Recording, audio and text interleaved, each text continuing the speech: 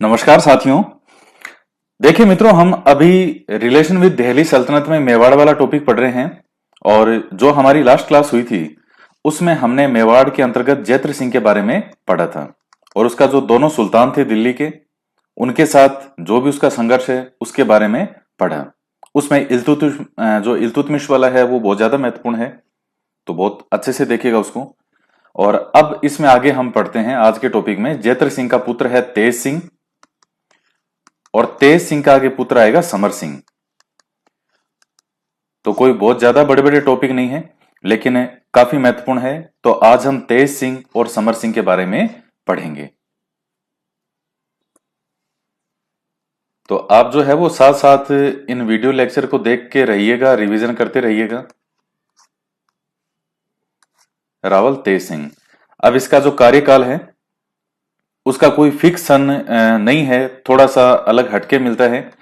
एक तो 1253 से लेकर के 73 का जो समय माना जाता है कि उसकी मृत्यु हुई थी 1253 में इसके पिता जैत्र सिंह की, तो 53 से 73 माना जाता है।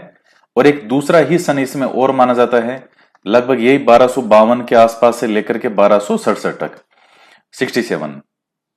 तो कुछ कहते हैं कि जैत्र सिंह है उसकी मृत्यु 52 में होगी थी। तो मैंने आपको यही बताया कि 15वीं शताब्दी से पहले के जो सन है, जो आंकड़े हैं, उनमें काफी वेरिएशन मिलता है। तो तेज सिंह का समय आपसे कभी नहीं पूछा जाएगा परीक्षा में। वो केवल यह पूछ सकता है कि तेज सिंह जो है वो किसका पुत्र है, तो जैत्र सिंह का। और तेज सिंह का आगे जो पुत्र है वो कौन है, समर सिंह। तो आगे पढ़ते हैं। यहां ये दिल्ली है और यहां जो ये क्षेत्र है यहां है तेज सिंह, मेवाड़ में। अब सबसे पहले तेज सिंह के बारे में कुछ एक चीजें हैं, या इसका आसपास जो भी इसने विजय वगैरह प्राप्त की, तो थोड़ा सा उनके बारे में देखते हैं। और फिर दिल्ली सल्तनत के साथ जो संबंध है उसके बारे में पढ़ेंगे। एक तो इसने देखिएगा कुछ उपाधियां धारण की थी, वो उपाधियां आपको ध्यान में रखनी है। तेज सिंह की कई उपाधियां हैं। परम भट्टारक, महाराजा धीराज परमेश्वर। हालांकि ये तो फैक्चुअल चीज है, ये हम देख लेंगे बाद में भी। तो थोड़ा सा एक तो ये उपाधियां वगैरह है, तो इनके बारे में थोड़ा आपको ध्यान में रखना है। अब तेज सिंह भी अपने पिता की तरह एक साम्राज्यवादी शासक था, यह भी महत्वाकांक्षी शासक था। तो सबसे पहले इसका आसपास का जो संघर्ष है वो हम देखते हैं कि इसने आसपास पर किस पे क्या कोई विजय प्राप्त की थी। बिल्कुल प्राप्त की थी। चालुक्य जो नरेश थे, इधर चालुक्य शासक बिसल देव, जो चालुक्य शासक बिसल देव है, इससे इसका संघर्ष होता है, इनमें युद्ध होता है। लेकिन बिसल देव जो है इसे पूरी तरह से इसमें सफलता प्राप्त नहीं होती। इस बिसल देव को यह लगता है कि तेज सिंह जो है वो कैसा शासक है, एक निर्बल शासक है, उतना मजबूत है नहीं। तो इसने मेवाड़ पर जो है वो दावा बोल दिया था, मेवाड़ पर आक्रमण बोल दिया था। लेकिन बिसल देव को इससे कोई ज्यादा है वो लाभ नहीं हुआ। तेज सिंह जो है उसका जरूर नाम काफी हो गया कि जो है बिसल देव जो था, ये चालुक्य नरेश, इसने यहां आक्रमण किया मेवाड़ पर, लेकिन फिर भी ये सफल नहीं हुआ। तब तेज सिंह एक उपाधि धारण करता है, वो आपको याद रखना जरूरी है। कौन सी उपाधि थी? उमापतिवार लब्ध प्रोढ़ प्रताप। उमापतिवार लब्ध प्रोढ़ प्रताप। इसमें देखिएगा ये उपाधि जो है ये इसलिए महत्वपूर्ण है क्योंकि ये उपाधि, ये जो शासक थे चालुक्य शासक, ये धारण करते थे। तो इसलिए तेज सिंह ने ये उपाधि धारण की थी कि भाई बिसल देव जो है तुम मुझे परास्त नहीं कर पाए, इसलिए तेज सिंह ये उपाधि धारण करता है, उमापतिवार लब्ध प्रोढ़ प्रताप। तो ये एक चीज का आप ध्यान रखिएगा। अब इसके बाद में हम बात करते हैं दिल्ली के बारे में। अब दिल्ली का जो सुल्तान है वो उस समय नासिरुद्दीन महमूद ही है। और क्योंकि ये कब तक रहा था, 1266 ईस्वी तक। और नासिरुद्दीन महमूद जो है इसका प्रधानमंत्री कौन था उस समय? बलबन था। अब देखिए होता क्या है, यहां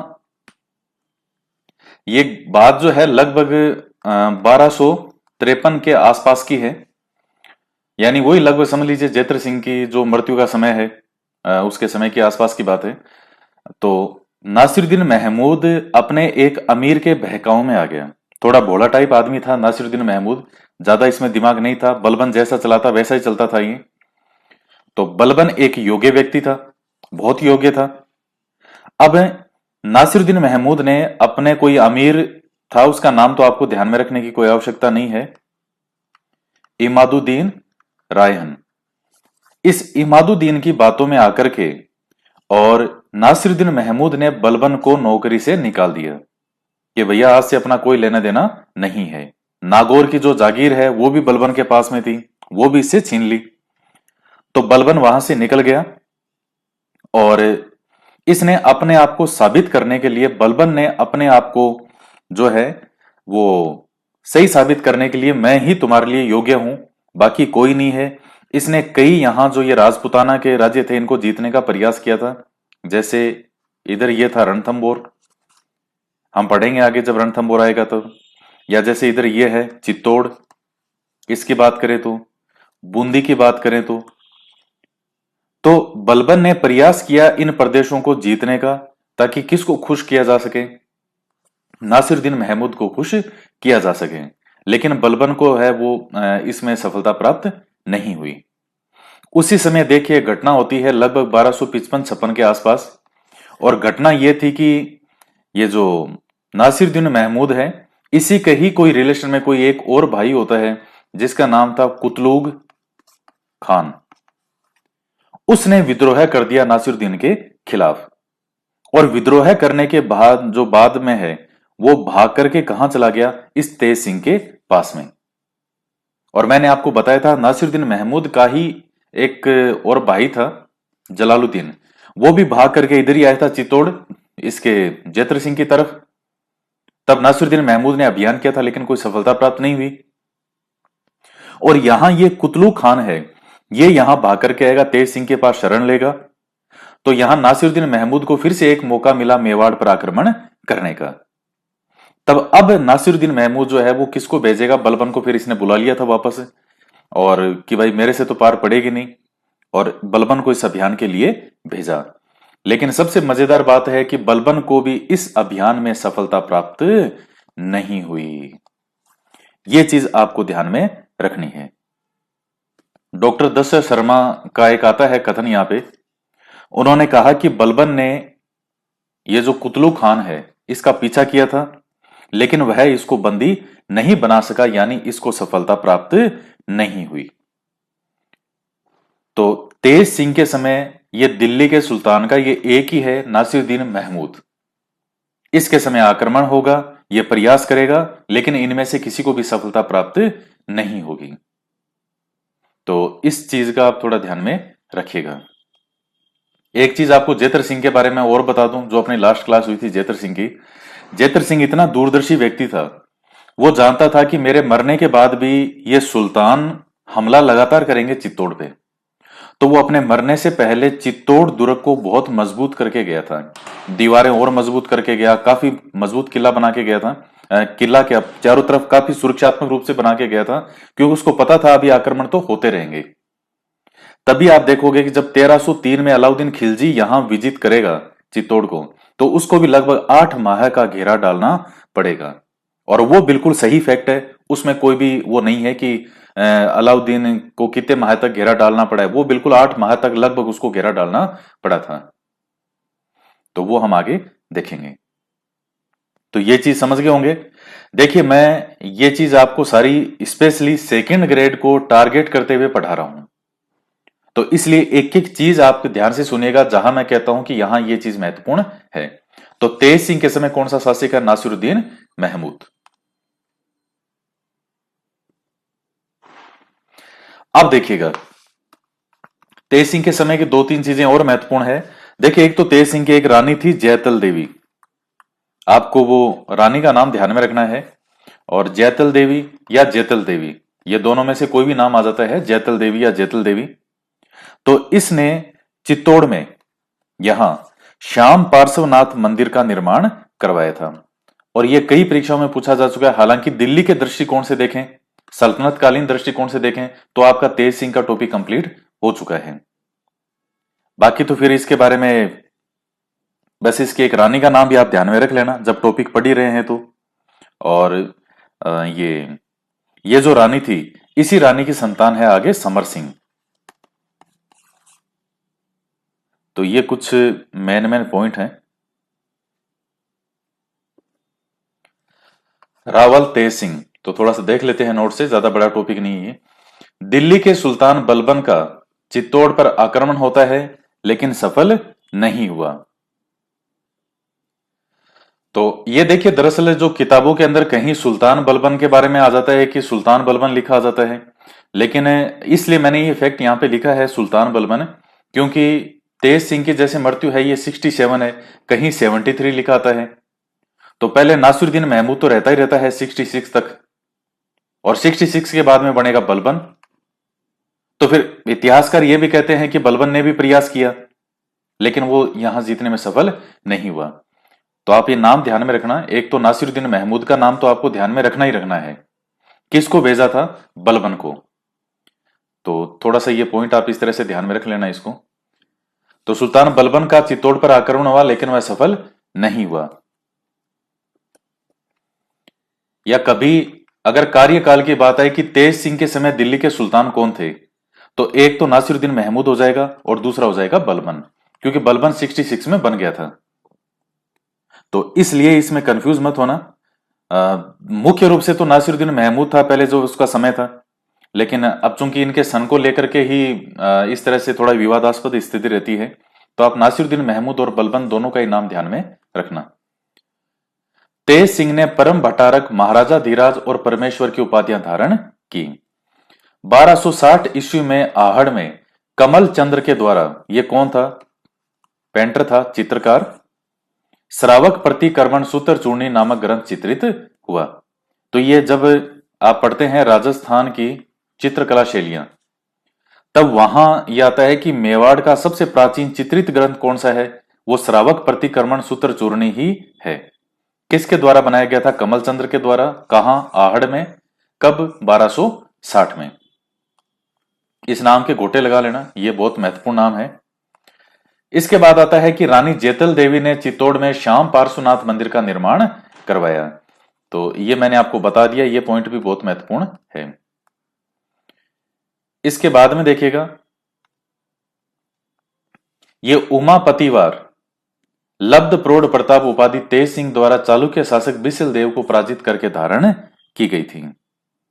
तो वैसे एक ये पॉइंट और आपके लिए महत्वपूर्ण है। वैसे भी जो सारे मेन पॉइंट हैं वही मैंने आपके लिखे हैं। अब आगे हम बात करते हैं तेज सिंह के पुत्र समर सिंह के बारे में। तो इसकी माता कौन थी? यही थी जैतल देवी, या जैतल देवी, जिसने श्याम पार्श्वनाथ मंदिर का निर्माण कराया। इसी जैतल देवी की संतान था समर सिंह। तो समर सिंह कब से कब तक रहता है? 1273 से लेकर के 1302 तक।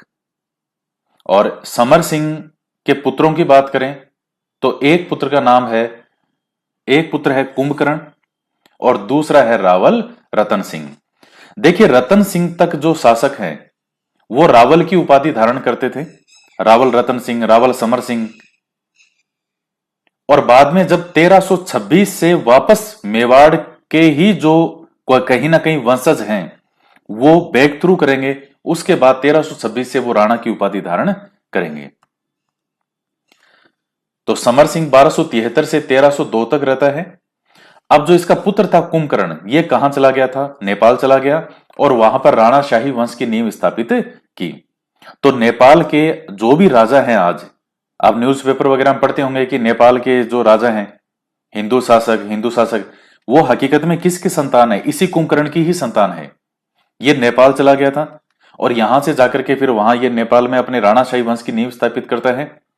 अब आप कहेंगे सर यहां वाले तो ऐसे दिखते हैं राजस्थान वाले, और नेपाल वाले तो वैसे दिखते हैं अजीब से। उसका रीजन ये है कि आप भी अगर हजारों साल कहीं किसी एक जगह पे रहोगे तो वहां की भौगोलिक स्थिति के अनुसार ही आपका आंख, नाक, कान और वैसा ही शरीर हो जाएगा, वैसा ही रंग हो जाएगा, जीन में ही चेंज हो जाएगा समय के साथ साथ। तो चूंकि ये तो बाद की बातें हैं रतन सिंह की कुंभकर्ण की, हालांकि जो कुंभकर्ण है ये नेपाल चला गया। तब जो समर सिंह का ये दूसरा पुत्र था रावल रतन सिंह, ये रतन सिंह गद्दी पर बैठता है। और इसी रतन सिंह की रानी का नाम था पद्मिनी, जिसको आप पद्मावती के नाम से भी जानते हो। जब अलाउद्दीन खिलजी का आक्रमण होगा तो रतन सिंह कब से कब तक रहता है? 1302 से 3, यानी 1 साल रहता है मात्र। कई जगह 1301 से 3 भी लिखा जाता है, लेकिन ज्यादा जो ऑथेंटिक वगैरह माना जाता है वो 1302 वाला ही माना जाता है। वैसे भी कोई 1-2 साल में कोई बहुत ज्यादा फर्क नहीं पड़ता। तो अब जो है वो हम समर सिंह के बारे में पढ़ते हैं। तो थोड़ा सा समर सिंह के बारे में हम देख लेते हैं, जो भी समर सिंह के मेन मेन पॉइंट हैं। तो मुख्य रूप से 1273 से 1302। अब कहीं लिखा आता है कि इसके पिता तेज सिंह की मृत्यु 67 में हुई थी, तो कई जगह समर सिंह का कार्यकाल 67 से भी लिखा हुआ आता है। तो अब देखिए समर सिंह के बारे में हमें कई तरह से जानकारी मिलती है। एक तो जो कुंभलगढ़ की प्रशस्ति है, प्रशस्ति वो तारीफ जिसके बारे में राजाओं के यश के बारे में लिखा गया हो, यशगान किया गया हो, गुणगान किया गया हो। इस कुंभलगढ़ प्रशस्ति में समर सिंह को शत्रुओं की शक्ति का अपहर्ता बताया गया है। शत्रुओं की शक्ति का अपहर्ता, यानी शत्रुओं की शक्ति को जिसने हर लिया हो। तो एक पॉइंट तो आप ये ध्यान में रखिएगा। और एक इसके अलावा एक आबू का शिलालेख प्राप्त होता है। आबू के शिलालेख के अंदर जो है इसे तुर्कों से गुजरात का उद्धारक बताया गया है, कि इसने तुर्क जो थे यानी मुस्लिम थे उससे गुजरात का जो है वो उद्धार किया आबू के शिलालेख में। तो थोड़ा सा इन पॉइंट के बारे में आप ध्यान में रखिएगा। दिल्ली के सुल्तानों के बारे में हम बात करेंगे, लेकिन उससे पहले एक पॉइंट आपको और ध्यान में रखना है कि जो रणथंभौर का जो उस समय शासक आएगा हमीर देव चौहान, वो हमीर देव चौहान जो है वो यहां आक्रमण करता है। और चूंकि उसने जब मालवा पर आक्रमण किया था, हमीर देव चौहान ने भी कौन सी नीति अपनाई थी? दिग्विजय की नीति अपनाई थी। तो लगभग ये समकालीन से हैं हमीर देव चौहान और ये समर सिंह, और तो थोड़ा सा समकालीन वाला सा समय रहेगा। तो हमीर देव चौहान ने भी कौन सी नीति अपनाई थी? दिग्विजय की नीति अपनाई थी। और जब ये मालवा पर आक्रमण किया तो वहां से लौटते टाइम ये चित्तौड़ पर भी आक्रमण करता है। कौन? हमीर देव चौहान। शासक कौन था? समर सिंह। तो इसमें हालांकि चूंकि ये इतने मजबूत भी नहीं थे चित्तौड़ वाले इस समय, तेज सिंह के समय, कि हमीर देव चौहान का सामना कर सके। तो हमीर देव चौहान को टैक्स कर के रूप में काफी राज्यों ने दिया था, तो कर वसूल करके ये आगे निकल जाता है। तो थोड़ा सा इस पॉइंट को भी आप ध्यान में रखिएगा। अब देखिए दिल्ली के सुल्तान की अगर बात करें तो उस समय एक तो बलबन का ध्यान में रखना है आपको, और दूसरा सुल्तान आएगा अलाउद्दीन खिलजी। ये दो शासक के नाम आपको मुख्य रूप से, हालांकि अलाउद्दीन का जो जो चाचा था जलालुद्दीन, उसका भी नाम बीच में जैसे सुल्तान तो आएगा, लेकिन उसका इससे कोई ज्यादा वैसे लेना देना नहीं है। तो जब बलबन की अगर बात करें तो बलबन का कई इतिहासकार ये कहते हैं कि बलबन ने चित्तौड़ पर आक्रमण किया था, लेकिन बलबन को है कोई विशेष उसमें सफलता प्राप्त नहीं हुई।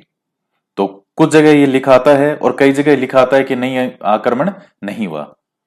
तो ज्यादातर ये मानते हैं कि आक्रमण जो है वो हुआ होगा, और बलबन का हो सकता है आसपास के क्षेत्रों में कुछ समय के लिए भी जो है वो उसका इसका अधिकार रहा हो।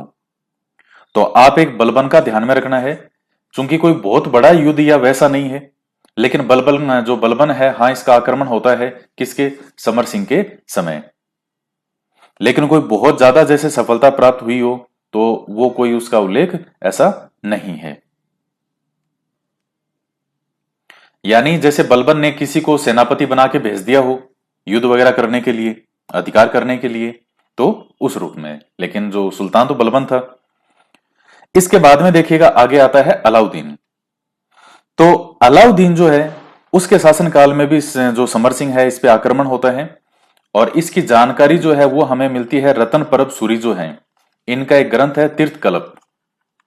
तो इस तीर्थ कल्प से हमें जानकारी प्राप्त होती है। क्या हुआ था कि जो अलाउद्दीन खिलजी है वो गुजरात पर उसने आक्रमण बोला था, गुजरात पे आक्रमण किया था। तो चूंकि गुजरात पर आक्रमण, सॉरी ये मालवा मैंने इधर लिख दिया, क्या ये मालवा इधर है भाई, ये स्लिप हो गया होगा, ध्यान नहीं रहा होगा। ये मालवा तो इस तरफ है एमपी की तरफ, और इधर है गुजरात वाला हिस्सा। आपको मैं शुरू में ही समझा दिया था मैंने, जब शुरुआत में बताया था कि इधर मालवा पड़ता था मध्य प्रदेश की तरफ ही, और लेफ्ट साइड में इधर ये गुजरात वाला है। तो अब चूंकि जब अगला सामने वाला गुजरात आक्रमण करेगा तो उसके पास कोई हेलीकॉप्टर तो है नहीं कि वो यहां से उड़ के सीधा यहां गुजरात पहुंच जाएगा। उसको आना तो इन्हीं रास्तों से पड़ेगा, चाहे वो चित्तौड़ वाला हो, चित्तौड़ से होकर के इधर ये रणथंबोर है यहां से होकर के, रास्ते तो यही आएंगे भाई। ऐसा तो था नहीं कि अपनी मर्जी से कोई रास्ता बना के ऐसे निकल गया। और चूंकि उस वक्त राजस्थान के अंदर जो रियासतें हैं वो कौन से शासक थे, राजपूत शासक, आन मान स्वाभिमान के लिए जाने जाते थे। तो अलाउद्दीन की सेना जब निकलेगी तो निकलेगी कहां से? तो इन्होंने चित्तौड़ से गुजरने के लिए अनुमति मांगी, लेकिन समर सिंह जो है उसने यह अनुमति नहीं दी। लेकिन बाद में इतिहासकार कहते हैं, गोपीनाथ शर्मा कहते हैं, दशरथ शर्मा कहते हैं कि समर सिंह ने यह देखा कि फालतू में अलाउद्दीन पूरी सेना लेके आक्रमण कर देगा, अभी तो इधर जा रहा है। तो इसने क्या किया, जो अलाउद्दीन ने जिसको सेनापति बना के भेजा था उल्लू खान को, उस उल्लू खान से कुछ धन प्राप्त किया दंड स्वरूप, कि भाई चलो ठीक है तुम चले जाओ, लेकिन तुम्हें इतना जो टैक्स है वो चुकाना पड़ेगा। तो कुछ कहते हैं कि यह समर सिंह का अच्छा निर्णय था। उस समय जो है इस अलाउद्दीन का जो आक्रमण होता तो उससे कुछ हद तक बच गया। तो कुछ कहते हैं मुस्लिम आक्रमण हुआ था, और कुछ के अनुसार जो है इसने अपनी समझदारी से अपने राज्य को बचा लिया। ज्यादा चीज आपको यही माननी है कि अलाउद्दीन जो है वो गुजरात आक्रमण के लिए जाता है, रास्ते में चित्तौड़ पड़ता था, यहां से जब निकलने की बारी आई तो समर सिंह ने मना कर दिया उल्लू खान को, और लेकिन बाद में इसे टैक्स वसूल करके और उल्लू खान को जाने दिया। तो यहां उसने समझौते और मेल मिलाप वाली जो नीति है उसका अनुसरण किया, उस नीति को अपनाया। तो ये थोड़ा समर सिंह के बारे में कुछ पॉइंट हैं, इससे ज्यादा डिटेल में आपसे कभी नहीं पूछेगा वो। इसके अलावा एक अभिलेख आता है चिरवा अभिलेख। तो चिरवा अभिलेख जो है उसमें समर सिंह को सिंह के समान सदृश्य सूर यानी वीर बताया गया है, यानी सिंह के समान बताया गया है। किसमें? चिरवा अभिलेख में। किसको? समर सिंह को। बाकी जैसे और भी कुछ 2-4 पॉइंट हैं तो वो हम देख लेते हैं नोट्स में। बाकी ये टॉपिक दोनों आपके हो गए, ज्यादा बड़े टॉपिक नहीं है। इसके बाद में आएगा रावल रतन सिंह, वो टॉपिक थोड़ा बड़ा है रतन सिंह वाला, तो वो एक वीडियो लेक्चर में पूरा कंप्लीट होगा अलग से। समर सिंह के समय रणथंबोर के हमीर देव चौहान ने चित्तौड़ पर आक्रमण कर वहां से खिराज वसूला। खिराज से मतलब वही टैक्स, कर, कि या तो मुझे टैक्स दो नहीं तो फिर युद्ध के लिए तैयार रहो। तो हमीर यहां आता है और टैक्स वसूल करता है। गुजरात आक्रमण के लिए जाते समय अलाउद्दीन की सेना से कर वसूला। किसने? समर सिंह ने। किससे? अलाउद्दीन से। अलाउद्दीन में कौन उस वक्त इसका सेनापति कौन था? उल्लू खान। और इसकी जानकारी कहां से मिलती है? जिन परब सूरी के ग्रंथ तीर्थ कल्प से। समर सिंह के दरबार में कुछ विद्वान थे, तो इनका नाम आपको ध्यान में रखना है। रतन परब सूरी, पार्श्वचंद्र जो कि ये जैन विद्वान थे, ये तो सूरी सूरी वाले, और भाव शंकर, वेद शर्मा, शुभ चंद्र ये हिंदू विद्वान थे, और ऊपर वाले जो हैं ये जैन विद्वान थे। तो आपसे ये नाम भी कभी पूछ सकता है परीक्षाओं में, आप इनका भी थोड़ा ध्यान में रखिएगा। ये आपको याद ही करना पड़ेगा, इसके अलावा आपके पास कोई चारा नहीं है। आप सोचोगे कि नाम हम कैसे पढ़ें, क्या करें, याद करने में कोई बुराई नहीं है। इसके अलावा उसके दरबार में कुछ कौन थे? शिल्पी भी थे जो निर्माण कार्य वगैरह करते थे। तो ये केल सिंह, पदम सिंह, केलहण, करम सिंह, इनका भी नाम आप ध्यान में रखिएगा। देखिए कई बार उसको बहुत बेहतरीन क्वेश्चन बनाना होता है एग्जामिनर को, तो वो सीधा से इन सब का नाम लिख के पूछेगा, बताइए ये किसके दरबार की शोभा थे, किसके दरबार की शोभा बढ़ाते थे। तो इस तरह से प्रश्न आ सकता है, तो आप ये पॉइंट आपको ध्यान में रखने हैं। फिर इसके बाद में अमित सिंह सूरी, ये जैन विद्वान थे। तो इनके उपदेशों से प्रभावित होकर के और समर सिंह जो है वो जीव हिंसा अपने देश में, अपने राज्य में बंद करवा देता है। तो ये थोड़ा सा पॉइंट भी आप ध्यान में रखिएगा। तो ये मेन मेन जो बिंदु थे वो सारे आपके कंप्लीट हो गए। और नेक्स्ट जो आगे टॉपिक आएगा वो आएगा रावल रतन सिंह। तो आज के वीडियो में इतना ही। तो मिलते हैं नेक्स्ट वीडियो में। जय हिंद, जय भारत।